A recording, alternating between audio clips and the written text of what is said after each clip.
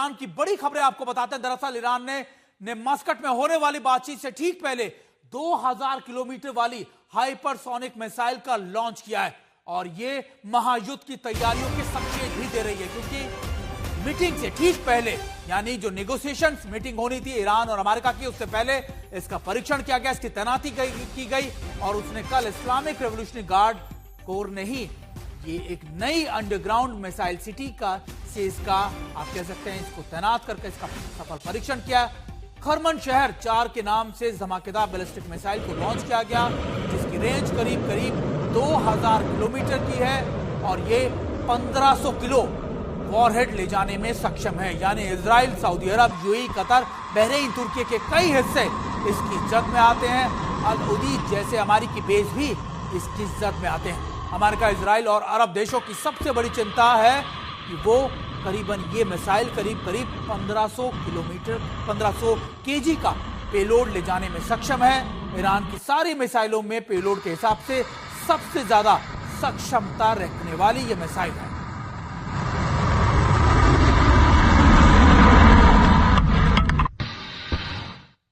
हमने आपको इस मिसाइल के परीक्षण की तस्वीरें दिखाई, लेकिन अब एक बार फिर से आपको बड़ी स्क्रीन पर लिए चलते हैं और आपको दिखाते हैं कि ईरान की उस मिसाइल की ताकत की झलक, जो एक हथियार नहीं है बल्कि आप कह सकते हैं ये पूरा एक संदेश है यूएस और बाकी के सहयोगी देशों को। अब इसकी जद में क्या है, ये पैरामीटर आप देख रहे हो जो लाल घेरे में हमने बनाया है। अगर 2000 किलोमीटर की जद में अगर चीजें आएंगी तो कहां तक जाएंगी, आप देखिए ईरान के साथ साथ पूरे इलाके के अंदर ये जाती है। सऊदी का इलाका हो, इजराइल का इलाका हो, यहां तक कि आप कह सकते हैं कि कई जगह तुर्की के इलाके भी इसकी जद में आ जाते हैं और बहरीन का इलाका। और ये इसलिए भी क्योंकि यहां पर भी अगर आप देखें तो ये वो इलाका है जहां पर यूएस ने अपना एयरक्राफ्ट कैरियर अब्राहम लिंकन तैनात किया हुआ था। तो ऐसे में अगर वो भी इसकी जद में आते हैं और अमेरिका के कई ऐसे शिप जो इन इलाकों के आसपास थे, गल्फ ऑफ ओमान या फिर आप कह सकते हैं इंडियन ओशन के आसपास के इलाकों में थे, वो भी इसकी जद में आते हैं।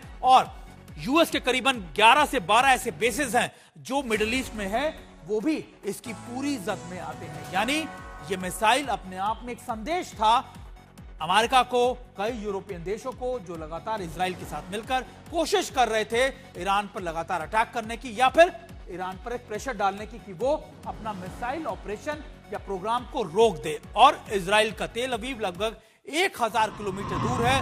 हम आपको यह भी बता रहे हैं कि सऊदी अरब में जो अमेरिका का बेस है, यानी अपने इस मिसाइलों के जखीरे को दिखाकर ईरान ये संदेश देना चाहता है कि उसके पास ऐसी मिसाइलें हैं जिसका जलवा या फिर जिसका ट्रेलर ईरान, माफ कीजिएगा, इजराइल और अमेरिका ने पिछले साल 12 दिन के संघर्ष में देख लिया था।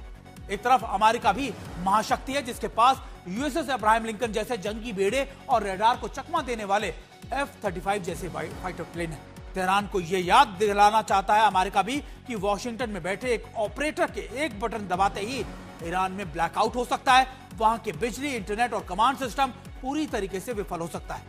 हम आपको तस्वीरें दिखा रहे हैं कि आखिरकार किसके पास क्या मौजूद है। देखिए, ईरान की सबसे बड़ी दिक्कत यह है कि ईरान के पास एयर डिफेंस के मामले पर, एयर सुपरियॉरिटी के मामले में अमेरिका से तुलना कुछ भी नहीं है, लेकिन ईरान के पास बैलिस्टिक मिसाइलों का बहुत बड़ा जखीरा है, जो यूएस के साथ साथ, अमेरिका के साथ साथ इजराइल के पास भी एक बड़ा कंसर्न है। इसके अलावा अमेरिका के पास क्या है, अमेरिका के पास F-35 जैसे फाइटर प्लेन है, नेवी की बात की जाए एयरक्राफ्ट कैरियर है, डिस्ट्रॉयर्स हैं, आर्म ड्रोन्स हैं और शायद सटीक या फिर आप कह सकते हैं टॉम हॉक मिसाइलें भी यूएस के पास हैं। और ये भी यूएस ने आपको दिखा, याद होगा कि 12 दिन के उस संघर्ष में B-2 बॉम्बर, B-252 बॉम्बर जैसे विमान या फिर आप कह सकते हैं कि इस्तेमाल किए थे, जिन्होंने डीप पेनिट्रेट करते हुए ईरान की कई न्यूक्लियर फैसिलिटीज को नुकसान पहुंचा दिया था। यानी दोनों तरफ से तैयारियां चल रही है, एक तरफ ओमान में बातचीत है और दूसरी तरफ दोनों देश अपनी तैयारियों में भी कोई कोताही नहीं बरत रहे हैं। यानी तैयारियां दोनों तरफ से हैं कि अगर बातचीत नहीं हुई तो फिर जंग की तैयारियां भी आगे बढ़ जाएंगी।